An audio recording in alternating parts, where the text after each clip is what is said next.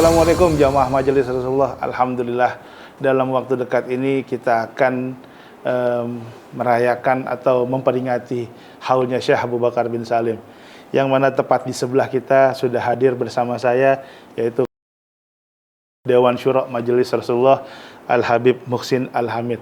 Masya Allah. Assalamualaikum Habib. Habib, Waalaikumsalam Anda mau tanya-tanya warahmatullahi tentang wabarakatuh. mengenal lebih dekat Syekh Abu Bakar bin Salim, Habib. Alhamdulillah. Allahumma salli wa sallim wa barik ala Sayyidina Muhammad wa ala ali Sayyidina Muhammad. Kita setiap tahun, mulai tahun 1996, kebetulan kita duduk dengan beberapa teman. Yang pertama itu almarhum Al-Habib Husin bin Syekh Abu Bakar bin Syekh Abu Bakar. Al-Habib Husin bin Syekh bin Muhsin bin Abdullah bin Syekh Abu Bakar. Kemudian Habib Hasim bin Idrus bin Syekh Abu Bakar. Kemudian kakak saya Zain bin Idrus bin Al-Hamid. Dan saya sendiri, berempat. Awalnya kita duduk, kita setelah membaca zikirnya Syekh Abu Bakar bin Salim, baca wiridnya Syekh Abu Bakar bin Salim, kemudian terpikir untuk membuat hall Syekh Abu Bakar bin Salim. Hall itu adalah peringatan hari lahirnya atau hari wafatnya seorang aulia ilah atau orang-orang yang kita hormati, orang-orang yang bisa kita teladani dalam kehidupannya. Dan kebetulan pada saat kita bicara itu, kita tidak pernah memahami, tidak pernah mengetahui bahwa sudah ada acara penyelenggaranya hall Syekh Abu Bakar bin Salim. Yang itu sudah berjalan mulai tahun 57. Itu di Jakarta juga, bukan? Bukan, di daerah Jatibarang. Oh, di daerah Jawa. Iya, Al-Habib oleh Habib Salim bin Hasan Al-Hamid. Kebetulan tahun itu tahun wafatnya beliau. Allah. Jadi beliau memang wafat tahun itu dan kita tidak tahu bahwa Habib Salim ini yang menyelenggarakan hallnya Syekh Abu Bakar bin Salim setiap tahunnya. Walhasil akhirnya kita sepakati, ya sudah kita selenggarakan. Nah, kita selenggarakan di Jalan Rawa Kemiri di belakang, bukan tempat kita saat ini. Kita mulai mencoba untuk mempelajari kehidupannya, wirid-wirid yang kita baca, kita dalami. Dan sebetulnya dalam kehidupan ini tidak ada yang kebetulan. Semua ini seperti ada tertibnya. Setelah kita jalani baru kita paham ya, bahwa ini bukan sesuatu yang kebetulan. Dan juga manfaatnya tidak bisa kita ketahui seketika. Gitu ya. Nanti baru kita paham. Tapi pada saat itu hanya terbersit aja.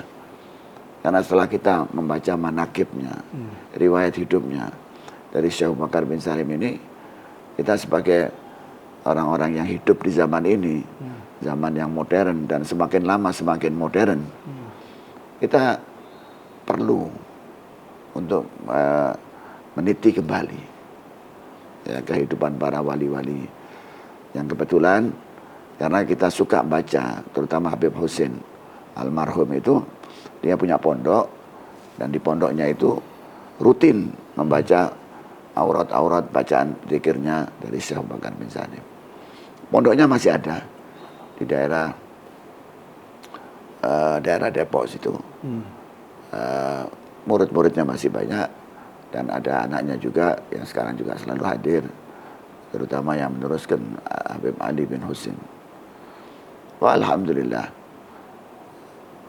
yang kita selenggarakan awalnya ini disambut oleh orang-orang para habaib yang senior yang ada di Jakarta waktu itu.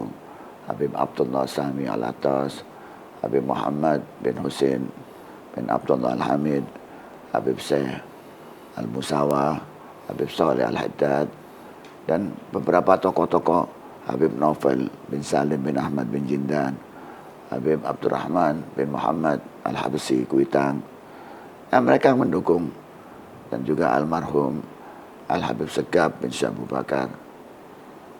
Mereka mendukung karena ini sesuatu yang mengembirakan untuk mereka, orang-orang yang berdakwah, orang-orang yang ingin mendalami kehidupan orang-orang soleh, seorang wali Allah, seorang wali yang masyhur di zamannya. Syekh Abu Bakar bin Salim ini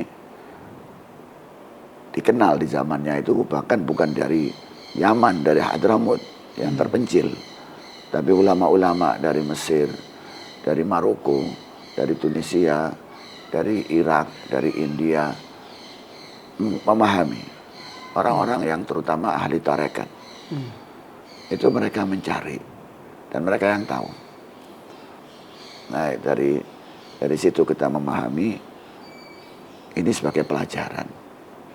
Dimanapun kita berada, kita bisa mempelajari kehidupan para wali-wali itu untuk kita terapkan dalam kehidupan kita sehari-hari.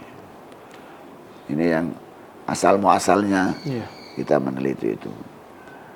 Pernah juga seorang peneliti dari Jepang, saya lupa namanya, lama itu, datang kemari.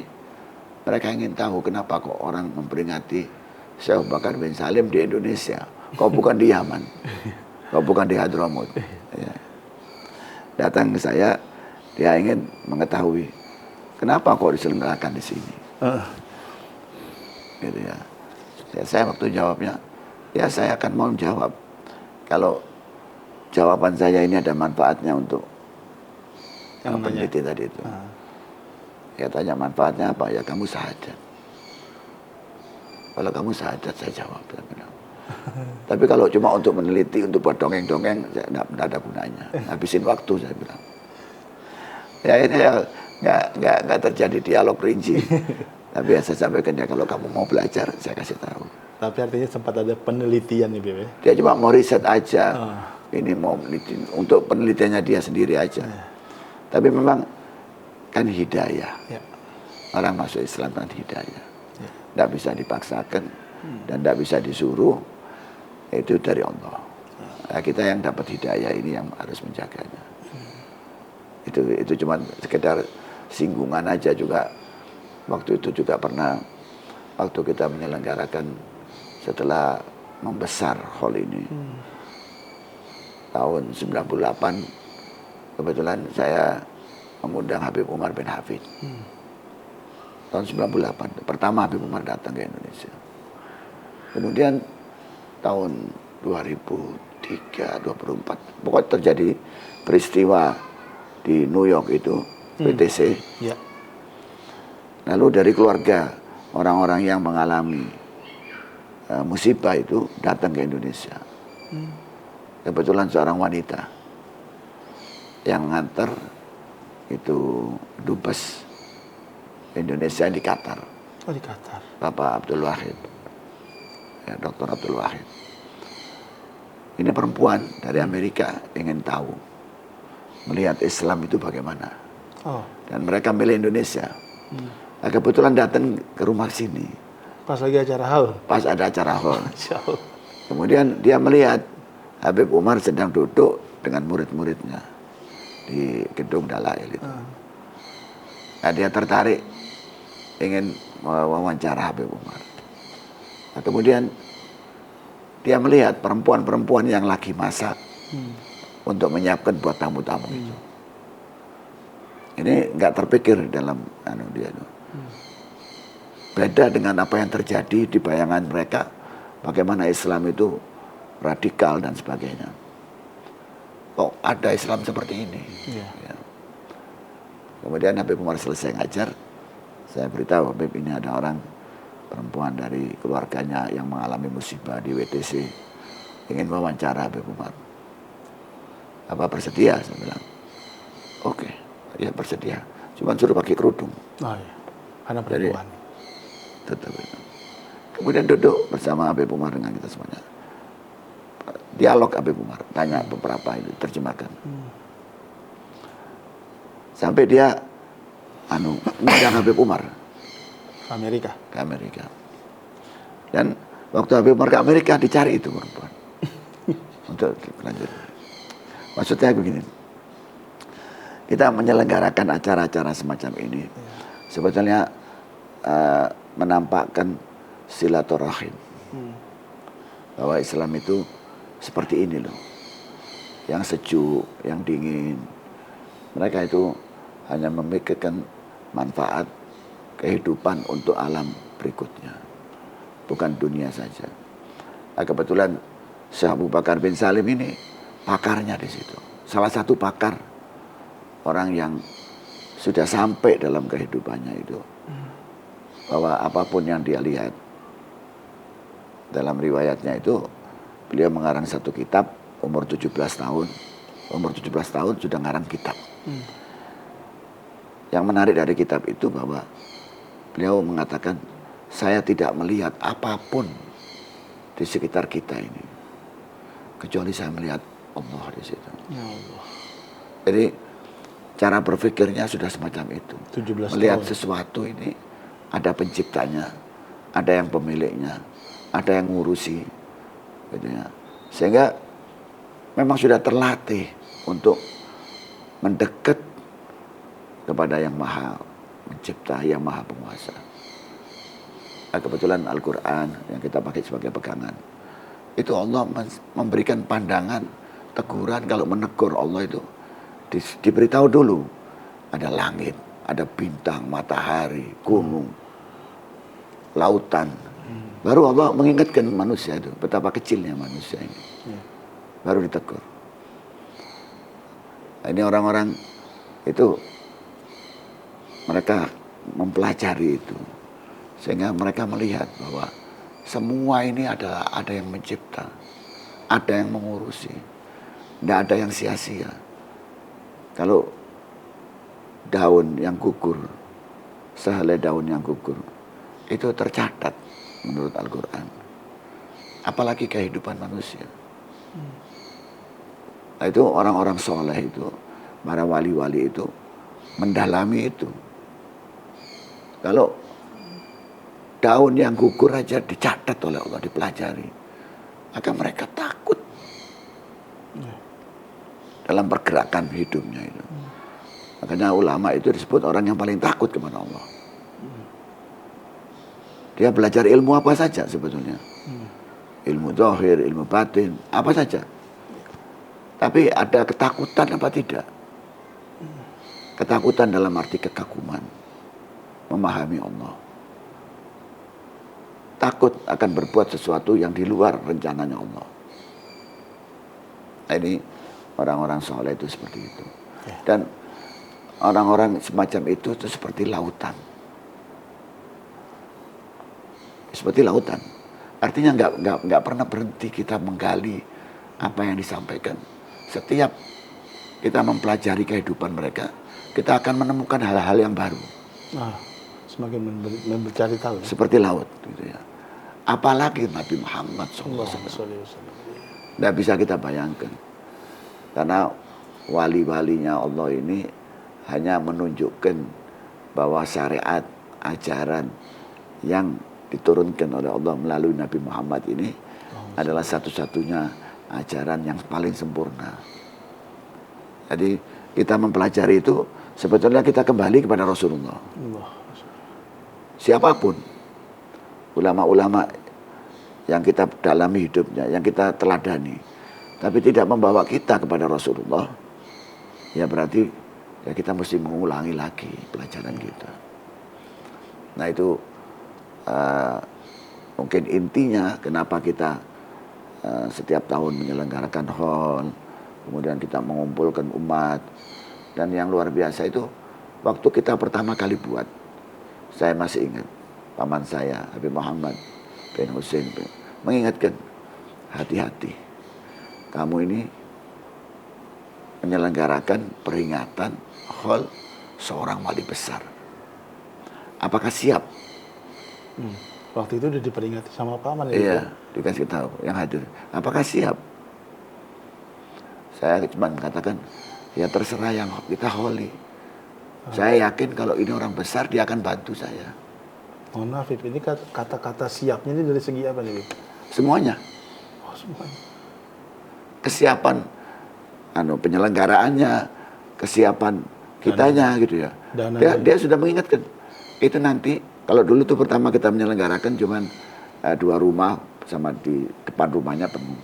Dia bilang nanti akan terjadi sepanjang jalan. Itu tahun 96 itu. Nggak kebayang sama kita. Cuma diberitahu gitu, kamu nanti akan tahu bahwa itu akan sepanjang jalan. Dan memang terjadi. Bertahap. Ya. Dan yang terjadi lagi di luar kemampuan kita. Nggak pernah kita pikirkan, wah nanti penyelenggaranya bagaimana, kita nyiapkan ini, nyiapkan makan, nyiapkan. Subhanallah, ada saja yang bantu. Masya Allah. Termasuk juga majelis ini. Orang teman-teman majelis Rasulullah ini. Ini seperti digerakkan, Allah ngasih jalan. Habib Umar juga begitu, setiap tahun datang. Itu enggak sembarangan. Gitu ya. Jadi, tahun 89, sebelum kita menyelenggarakan tahun 89 kurang lebih ya. Ada seorang aulia yang ada di Jeddah. Dia sudah mengasih isyarat. Nanti akan ada hubungan kewalian dari Yaman ke Indonesia. Sudah ngasih isyarat ya. Udah ngasih isyarat. Iya. Dan saya tidak paham. Kalau itu saya diberi isyarat di situ. Tapi setelah Habib Umar datang, ada Habib Zain bin Smith datang, Habib Bakar Masyur, Habib Salim, Habib Hasan bin Abdullah bin Umar Satri banyak datang di sini. Baru saya paham. Gitu. Keterikatan kewalian itu, Bib. Keterikatan kewalian, hubungan, sanad, keilmuan, akhlak gitu ya. Nah ini pelajaran. Nah, cuman memang kadang-kadang orang yang diberi nikmat oleh Allah itu diuji. Diuji. Nggak ada nikmat tanpa ujian, nggak ada. Masya Allah. Nggak ada nikmat tanpa ujian. Nggak mungkin. Kita dikasih nikmat apa sama Allah? Ya, alhamdulillah masih bisa hidup pada saat ini. Ada mata, telinga, ini. Ya diuji sama Allah. Semakin kita jaga, ujiannya naik. Semakin kita liar, mata ini bebas, telinga bebas, mulut bebas, semakin liar. Tapi semakin orang yang tahu, ini nikmatnya Allah, dijaga, dibuatkan oleh Allah cara untuk merawatnya. Merawat mata, merawat telinga, merawat lisan, merawat badan ini. Ada caranya semuanya. Diberi contoh oleh Allah. Nabi Muhammad yang praktek. Kemudian diberi contoh oleh Allah masyarakat di mana Rasulullah berada. Terus sampai kepada kita ini. Nah kalau kita di sini tidak punya contoh, ya kita cari contoh. Iya. Nah itu acara-acara hall ini adalah dalam acara bahwa kita sedang mencari contoh. Itu pesannya ya, Bib. Mengkaji, mempelajari, ya, menekuni. Bagaimana orang-orang itu istiqomah. Para wali-wali itu orang yang berilmu dan orang yang istiqomah. Orang yang konsisten. Orang yang terus-menerus. Terus-menerus apa? Istiqomah. Ya, diawasi sama Allah.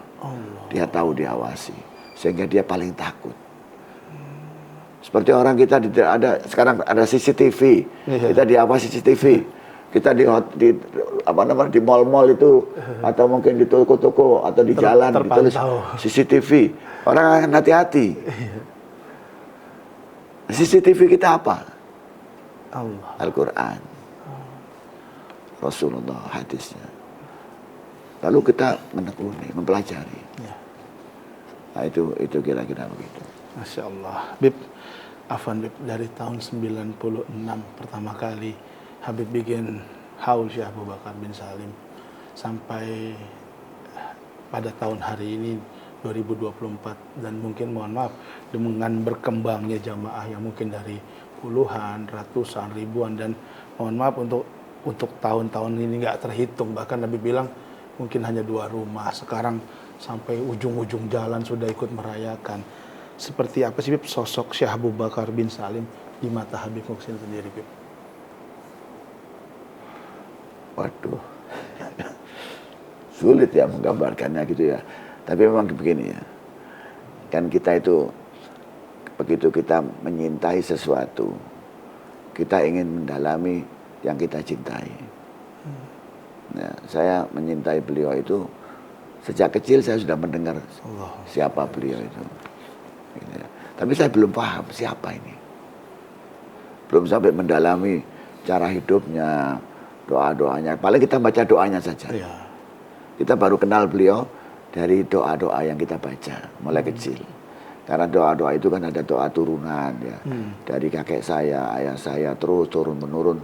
Dari Syekh Abu Bakar bin Salim turun menurun. Baru doa saja. Lama-lama kita ingin tahu kenapa saya baca doa ini. Oh. Baru kita mempelajari kehidupannya, gitu ya. Dan yang paling saya mengagumi beliau itu adalah konsistensinya, gitu ya. Setelah kita pelajari kehidupannya, kita tahu bagaimana konsistennya menjaga untuk mendekat sama Allah. Yeah. Itu konsisten sekali. Dan tidak ada seorang wali kecuali belajar. Ada yang memang seolah-olah mendapatkan keilmuan itu, tapi ilmu itu puncaknya itu dari belajar, dari tekun. Dari tekun. Dan itu mulainya dari awal, mulai dari kecil. Saya pelajarinya itu mulai dari kecil. Beliau ini konsisten mempelajari ilmu, mengulang-ulang kitab-kitab orang-orang soleh, lalu berguru dari satu titik ke tempat yang lain, mendalami gurunya, memahami gurunya. Sehingga setelah kita memahami semua itu, kita waktu baca doanya itu kita meresapi. Oh ini doanya orang-orang yang sudah menjalani kehidupan. Sehingga waktu kita membaca doa-doa beliau itu, kita akan berusaha menikmati kedekatan kita sama Allah. Tidak ada lain. Kalau kita mau memahami seorang wali, aulia, apa pengaruhnya kepada kita untuk mendekat sama Allah? Kita mengagumi siapapun, tapi tidak merubah kedekatan kita sama Allah, ya belum sampai tempatnya. Jadi kalau kita siapapun, mau ulama, mau aulia, mau siapapun, kalau kita menyintai mereka, tapi kita belum sampai merubah, memperbaiki cara hidup kita, akhlak kita, meneladani mereka, ya belum sampai kita. Baru cuman anu aja, hayal, hayalan aja. Sayang, kita diciptakan sama Allah bukan untuk berhayal, untuk menekuni menjalani hidup, untuk kembali kepada Allah. Saya mengagumi bahwa manusia ini diciptakan oleh Allah di surganya Allah. Nantinya kita akan kembali ke surga, harusnya. Tapi ada makhluk lain yang memang diciptakan sama Allah untuk menguji manusia. Dan dia akan berusaha membawa manusia seperti tempatnya dia, neraka. Nah, itu manusia akan ada dua pilihan. Tapi kalau kita sudah mendapatkan hidayah, kita akan insya Allah selamat. Nah itu kita belajar selamat. Dari mana? Dari mana saja kita belajar. Tapi saya belajarnya dari kecil, dari doa-doanya orang soleh. Kita mendekat situ. Itu yang saya menikmati, saya belajar dari beliau. Adapun orang-orang sekarang mau mencari karomah, itu kan bonus yang dicari. Tapi sebetulnya kan kehidupan ini sudah karomah. Semua orang dapat karomah. Dikasih mata itu karomah sama Allah. Kalau orang dicabut sama Allah, baru tahu nikmatnya mata. Nikmatnya mata. Kehilangan karomah dia. Sekarang ini orang kan hidup di karomah. Kita kalau dulu wali-wali itu bisa ngomong dari jauh. Sekarang semua bisa. Iya. Sudah bukan karomah lagi tuh. Dengan teknologi tapi ya. Iya. Dikasih sama Allah. Memang teknologi bukan dikasih sama Allah, dikasih. Dibukakan pintu sama Allah. Terus di mana karomah itu? Konsisten, istiqomah, mendekat sama Allah, tahu Allah, tahu Rasulullah SAW. Nanti panjang ya, kita mungkin orang itu nggak mungkin tahu Allah kalau nggak mengenal Rasulullah Muhammad.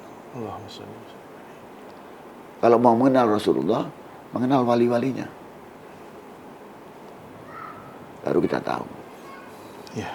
Itu yang saya pelajari. Afwan Habib, tadi Habib bilang kekaguman Habib terhadap Syekh Abu Bakar bin Salim.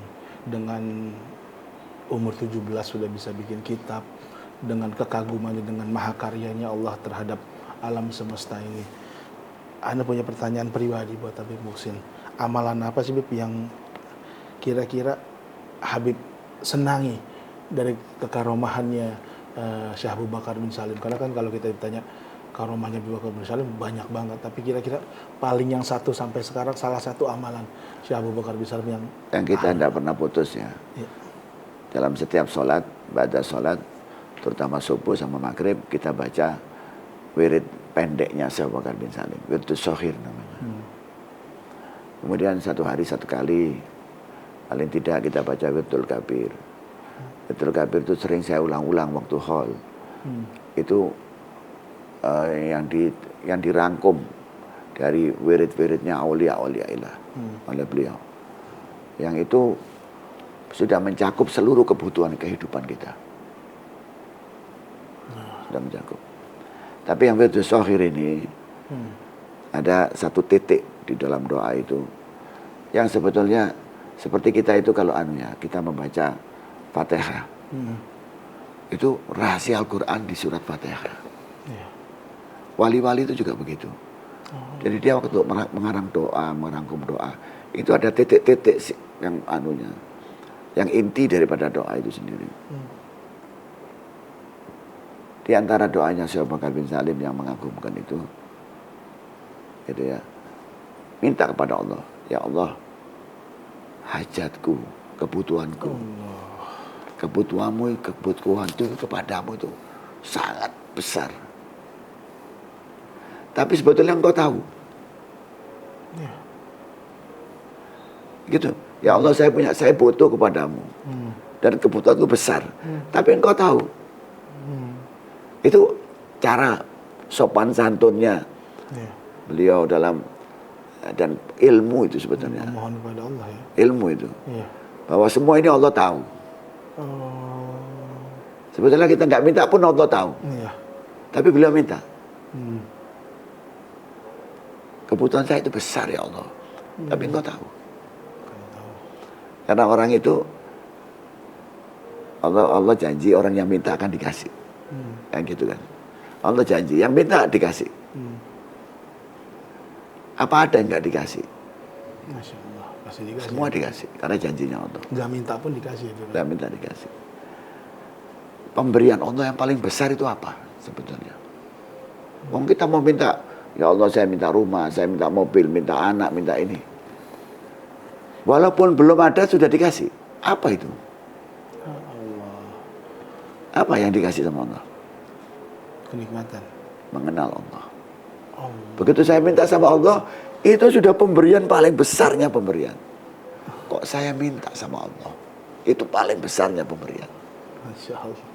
Belum minta kita. Belum minta apa-apa. Allah sudah menggerakkan kita untuk minta. Ini sesuatu yang luar biasa.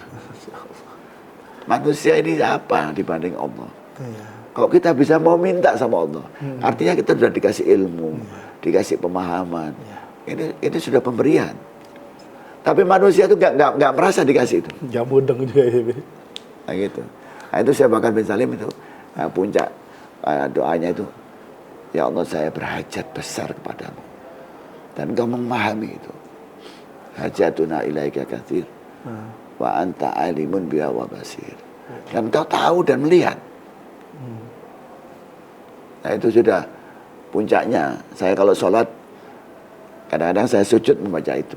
Masya Allah. Itu yang saya nikmati. Dan dari Syekh Abu Bakar bin Salim. Dari wiridnya beliau itu yang saya nikmati itu. Masya Allah. Sebetulnya saya yakin semua wirid-wiridnya para wali-wali itu tidak akan keluar daripada wirid-wiridnya Rasulullah SAW.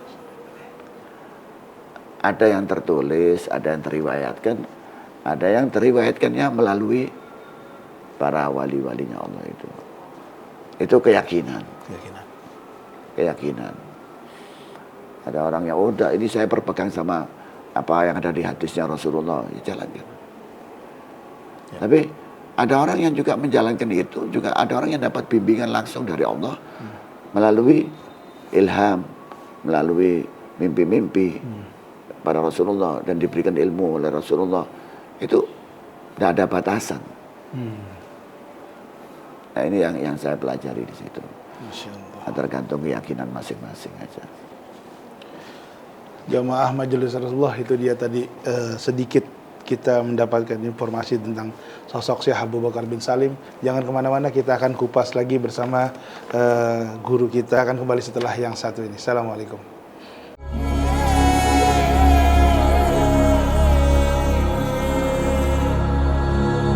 Berkata Al-Faqih Abu Bakar bin Muhammad Bawazir, telah meninggal dunia penghulu kita, sang pembawa berkah bagi kita, pemimpin para wali, pemimpin para guru, yang membawa keberkahan bagi agama Islam dan kaum muslimin, Al-Habibil Ghaus, Asy-Syaikh Abu Bakar bin Salim.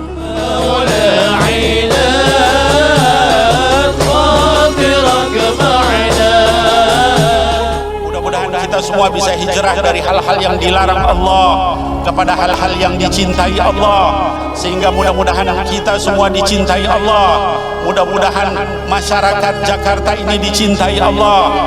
Mudah-mudahan bangsa dan negara kita seluruhnya dicintai Allah.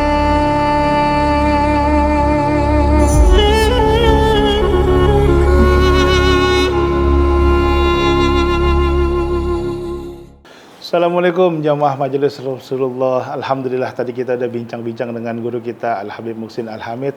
Masya Allah, tadi banyak banget ilmu yang beliau sampaikan ke kita tentang sosok Syekh Fakhrul Wujud. Kita masih ada di segmen kedua nih. Kita juga akan menanyakan kepada Habib Muhsin.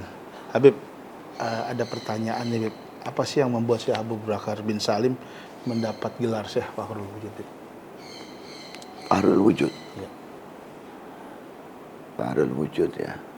Sebetulnya itu orang-orang yang beri gelar. Oh. Ya. Tapi sebetulnya itu adalah dalam orang-orang tasawuf, sufi. Itu kadang-kadang orang kalau sudah sangat dekat kepada Allah, kadang-kadang ada luapan batin. Oh iya. Luapan batin. Ya. Jadi nggak bisa dipahami oleh semua orang gitu loh ya. Karena itu kan orang-orang yang menjalani akan paham.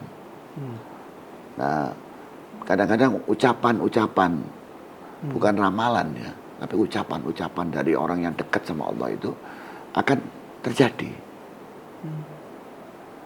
Bukan meramal tapi sebetulnya. Tapi dia mengucapkan sesuatu itu karena Allah memberikan izin sebetulnya untuk sesuatu itu akan terjadi. Karena berkali-kali akhirnya diberi gelar. Kalau dia mengucapkan sesuatu yang terjadi, itu lama-lama diberi gelar itu. Sebetulnya dia tidak minta gelar apa-apa, nggak ada. Nggak ada orang minta gelar itu pada Allah.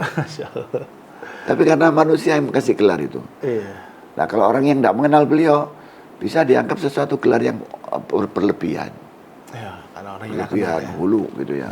Terlalu berlebihan muja-mujanya itu. Ya terserah. Tapi beliau tidak berharap apa-apa orang-orang. Orang-orang aja yang mengaguminya, kemudian memberikan gelar.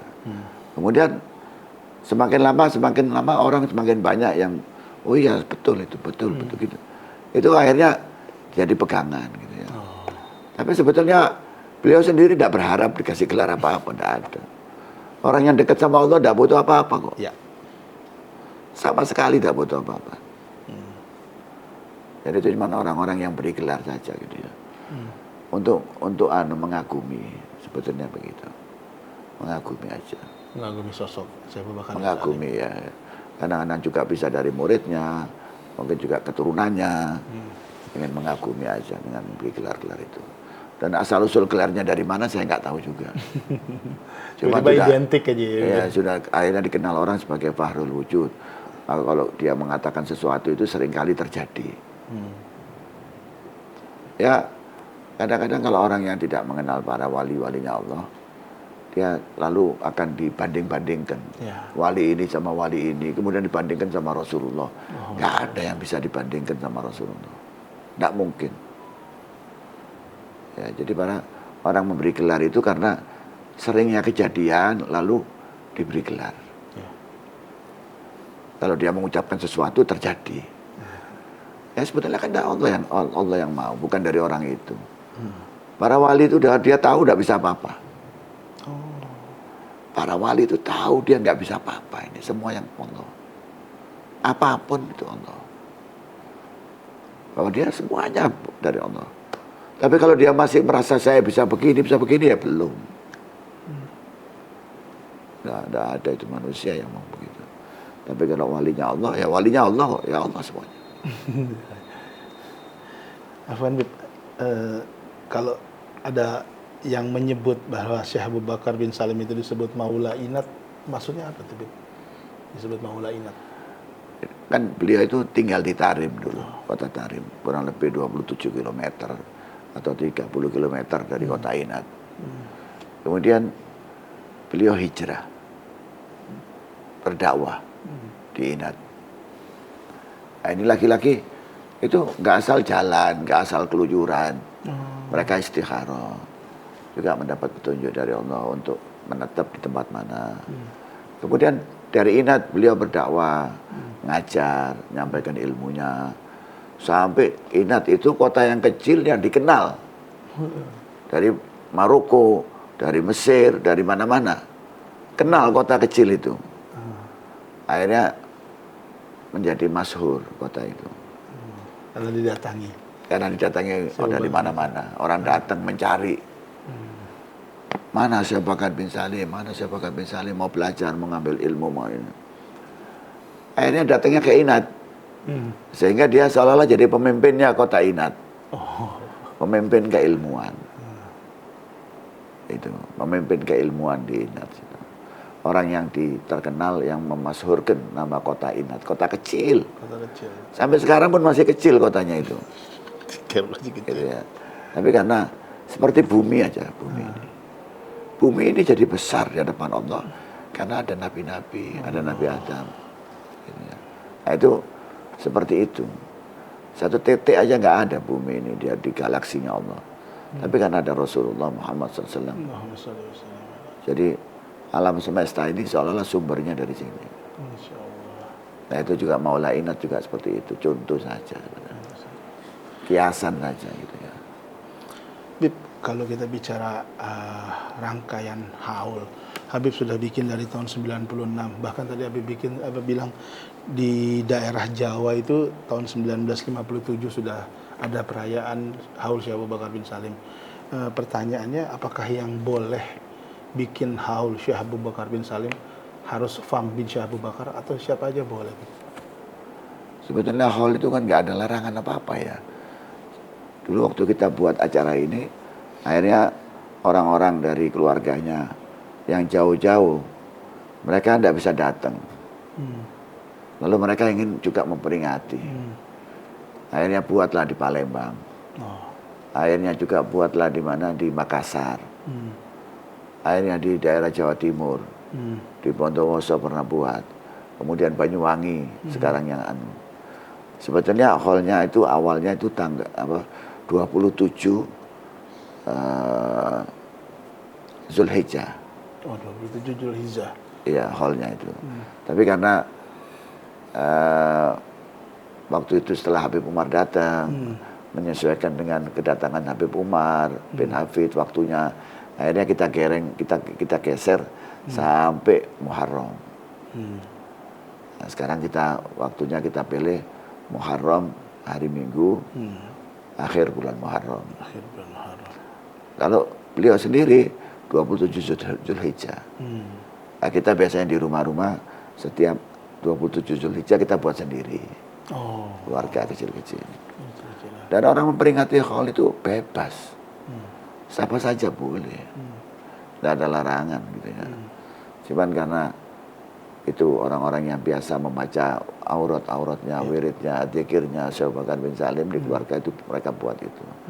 Dan kebetulan dari keluarganya, keturunannya Syekh Bakar bin Salim ini banyak di Indonesia ini. Di Indonesia. Iya, ada banyak golongan fam-fam itu dari turunan itu. Ada bin Jindan, ada Al-Muhdar, ada bin Syekh Abu Bakar, banyak, ada Al-Hamid. Sehingga ya memang kebetulan. Dan kebetulan bersaudara juga. Saya bahkan bin Salim punya saudara kembar, keturunannya Al-Atas, bin Aqil itu nyambung di situ. Akhirnya mereka seolah-olah jadi satu aja gitu. Masya Allah. Tapi semua orang boleh. Semua orang boleh bikin acara. Boleh. Seperti kita buat hallnya Wali Songo. Boleh. Dan sekarang kan banyak orang buat hall di mana-mana gitu ya. Hallnya keluarganya, hallnya para guru-gurunya, ya silakan. Cuman itu kan sekedar meneladani aja. Gitu. Ya. Nampak tilas lah. Gitu. Jamaah Majelis Rasulullah, itulah tadi bincang-bincang kita tentang gelar Syekh Abu Bakar bin Salim dan sampai disebut Maulainat. Kita akan kembali setelah yang satu ini, tentunya tentang mengenal rangkaian haul Syekh Abu Bakar bin Salim. Kita akan kembali setelah yang satu ini. Assalamualaikum.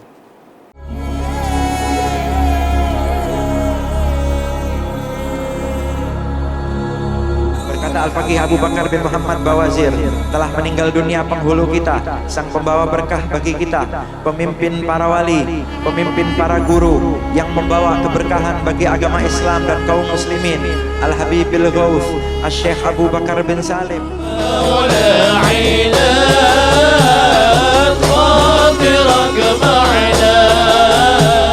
Mudah-mudahan kita semua bisa hijrah dari hal-hal yang dilarang Allah kepada hal-hal yang dicintai Allah, sehingga mudah-mudahan kita semua dicintai Allah. Mudah-mudahan masyarakat Jakarta ini dicintai Allah. Mudah-mudahan bangsa dan negara kita seluruhnya dicintai Allah.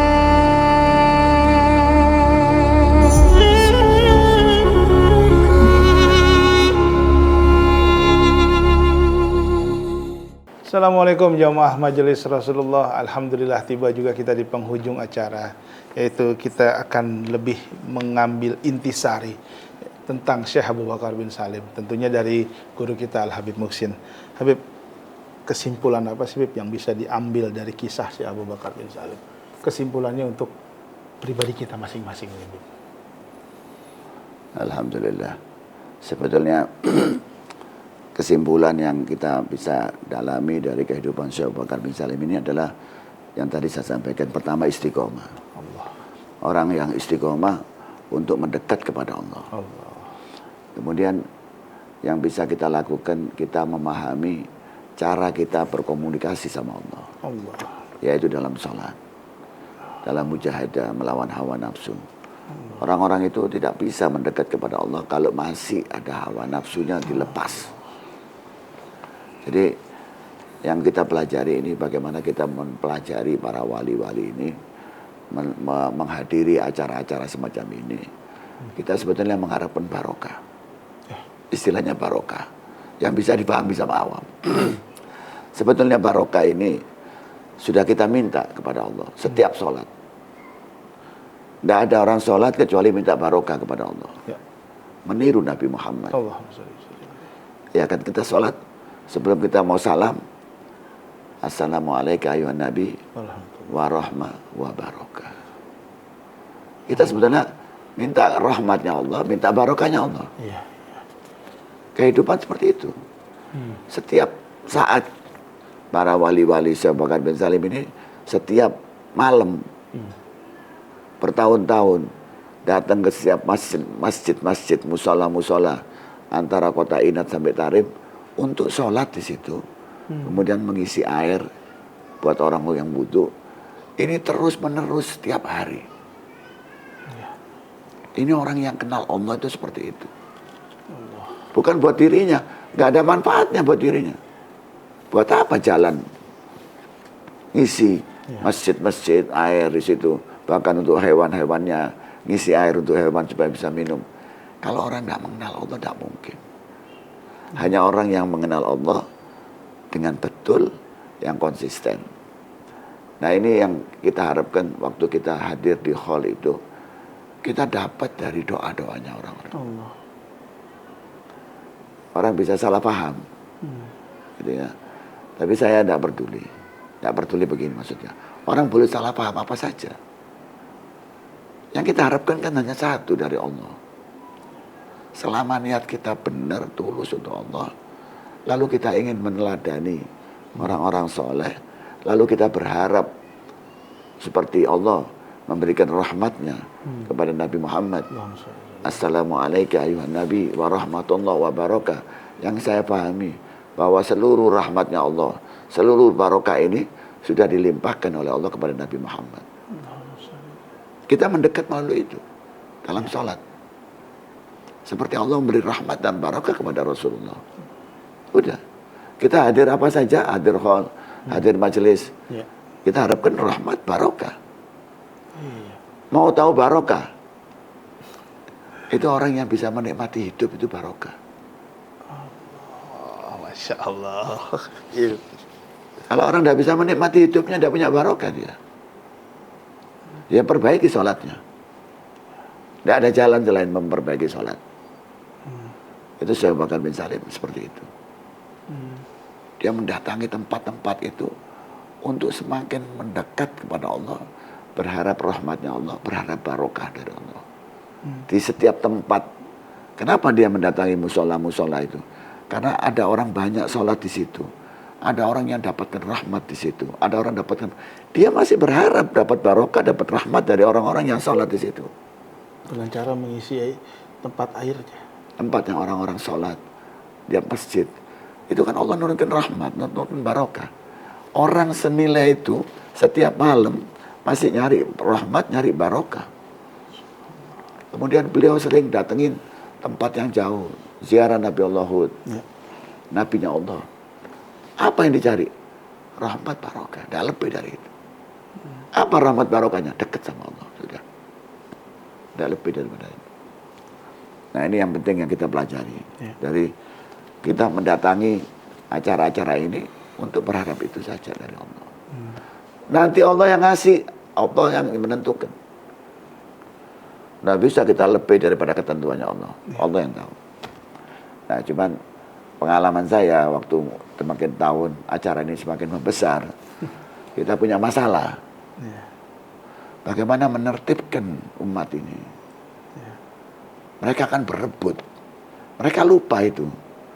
Bahwa barokah itu bukan yang di depan. Yang di jauh pun dapat barokah, dapat rahmat. Allah tidak ngukur, oh yang di depan. Kalau sholat iya. Orang sholat Sab satu. iya dapat tempat di depan. Kalau yang sholatnya itu tempatnya imam, tempat imam. Lah tapi kalau sudah terisi semuanya, akhirnya akan berebut orang. Ya Allah yang tahu. Jadi Allah akan ngasih itu. Jadi saya berharap bahwa acara-acara ini adalah orang-orang yang belajar mencari rahmatnya Allah, barokahnya Allah, kemudian dengan akhlak. Kadang-kadang saya bingung, orang ini menyintai guru. Kalau Habib Umar datang, menyintai Habib Umar. Tapi mereka berebut seperti, ya mohon maaf ini, di mana akhlak kepada seorang guru? Kalau zaman dulu yang waktu kita kecil-kecil, nggak ada yang berebut itu. Lihat dari jauh aja udah senang. Dari jauh ya. Sudah senang dia, lihat dari jauh. Sekarang lihat dari televisi bisa, lihat dari ini bisa, masih berebut dengan segalanya. Saya pernah waktu di Gresik, waktu dengan Habib Umar mau masuk masjid, waktu mau ziarah Habib Bakar masuk, setengah mati mau masuk itu, himpit-himpitan berebut gitu ya. Bahkan yang awal pun ikut ngerebut. Nah ini yang repot. Masya Allah. Nah, cuma nanti saya tahu ini jamaah majelis Rasulullah akan kesulitan ini. Orang-orang yang maksa masuk ke tempat mau ini. Ya ini saya menghimbau aja. Ya kalau kita memang datangnya terlambat, ya sudah jangan ragu-ragu sama rahmatnya Allah. Nikmati aja. Kita datang niatnya apa? Hadir hal. Untuk meneladani, hadir hal. Apa? Kita mau ingin mendengarkan tausiah, mendengarkan doa bersama-sama. Kita niatkan untuk orang tua kita, keluarga kita, anak-anak kita. Itu rahasia daripada kita mendatangi majelis-majelis, mencari ilmu, walaupun dekat, walaupun kita dari jauh, barangkali sound sistemnya nggak nyampe, gitu ya.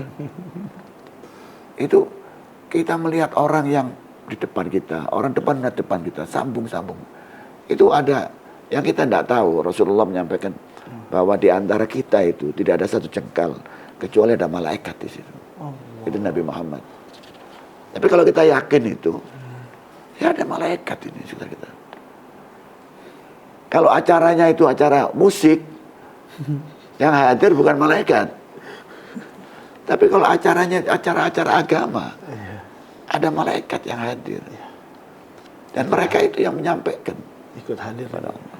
Ada nur, ada rahmat di situ, ada barokah. Saya tidak mau cerita barokah, nanti orang akhirnya bingung barokah atau barokah. Tapi ya sudahlah, kita minta kepada Allah untuk mendekat kepada Allah sudah.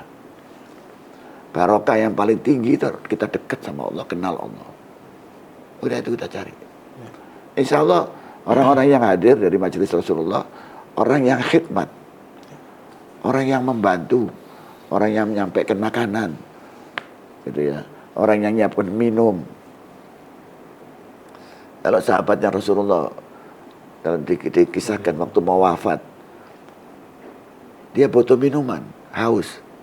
Dia lihat sahabatnya yang lain yang butuh juga, sampai ini kasihkan dulu yang sana. Itu begitu sahabatnya Rasulullah. Sampai dua-duanya meninggal, tidak sempat minum, tapi tidak apa-apa. Mereka sudah dapat dari Allah. Nah ini saya menghimbau bahwa alhamdulillah jamaah majelis Rasulullah ini orang-orang yang istiqomah, orang-orang yang bisa memahami, sabar. Walaupun kadang-kadang orang-orang yang tidak bisa masuk, marah-marah sebagainya, tapi ya sabarlah. Kita paham itu. Ya. Alhamdulillah. Dan mudah-mudahan Allah ngasih kelebihan. Amin. Bukan untuk kita, untuk anak-anak kita, untuk keturunan kita nantinya insya Allah dapat itu. Dan saya menghimbau terutama untuk acara malamnya Roha. Saya tidak mengharapkan karena perempuan-perempuan sebaiknya jangan hadir dalam Roha. Ya. Karena mereka kan ibu-ibu ya gitu ya. Sudahlah di rumah bisa lihat pagi saja mau hadir. Bisa ya, live streaming juga ya Bebe? Bisa live streaming juga ya. Kalau Roha kasihan malam-malam gitu ya. Tapi kalau pagi tidak apa-apa lah. Orang-orang kita tidak bisa melarang orang yang ingin dapatkan barokah dari Allah. Ya. Dan kita yakin aja, insya Allah. Ya. Bib, pesan terakhir Habib untuk jamaah majelis Rasulullah yang akan datang tadi sudah disampaikan. Tapi tadi ada satu kalimat yang sangat menarik, Bib. Jangan takut kehilangan barokah, walaupun antum jauh dari acara. Ya. Itu tadi yang Habib bilang kan. Ada satu pesan lagi sih buat jamaah-jamaah majelis Rasulullah. Mungkin mohon maaf ya, Bib, bukan jamaah majelis Rasulullah atau jamaah umum atau yang diajak kawannya atau yang baru pertama kali hadir. Ada yang mau disampaikan gitu sama jamaah-jamaah yang lain, Bib? Ya, saya pikir kita hadir majelis-majelis semacam ini bukan kebetulan. Orang yang datang itu orang yang diundang. Orang yang digerakkan sama Allah. Dan seperti saya sampaikan tadi, di antara kita ini ada malaikat-malaikatnya. Kalau kita hadir di majelis yang khair, majelis kebaikan, ada malaikat di situ. Yang punya hajat, insya Allah dikabulkan hajatnya sama Allah. Apapun kita niatkan untuk Allah, ya Allah yang ngurusin. Kalau kita niatnya untuk manusia, manusia yang ngurus. Tapi kalau niatnya untuk Allah, Allah yang ngurus. Silakan milih. Dan saya yakin ini majelis mulai kecil sampai membesar, sampai umatnya membesar. Insya Allah ini majelis barokah. Amin. Cita-citanya untuk barokah. Amin, amin, amin. Ya Habib Mundir Al-Mahrum Al-Musawa. Amin, amin. Dia sangat dekat dengan gurunya, cinta gurunya. Dan dia mendapatkan manfaat besar dari barokahnya, dakwanya. Menyintai guru. Gurunya menyintai gurunya terus sampai kepada Rasulullah SAW. Itu himbauan saya untuk jamaah majelis Rasulullah. Yang istiqomah.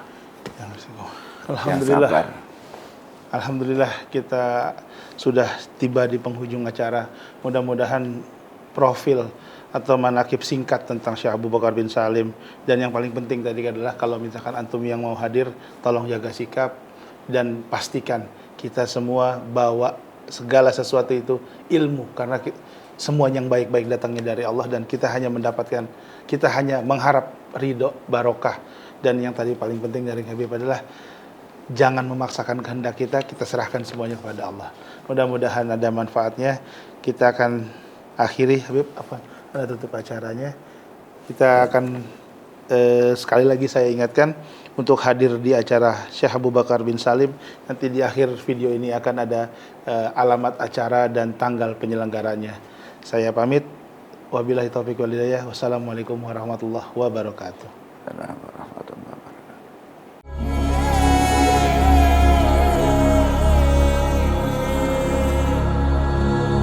Berkata Al-Faqih Abu Bakar bin Muhammad Bawazir, telah meninggal dunia penghulu kita, sang pembawa berkah bagi kita, pemimpin para wali, pemimpin para guru, yang membawa keberkahan bagi agama Islam dan kaum muslimin, Al-Habibil Ghaus, Asy-Syaikh Abu Bakar bin Salim.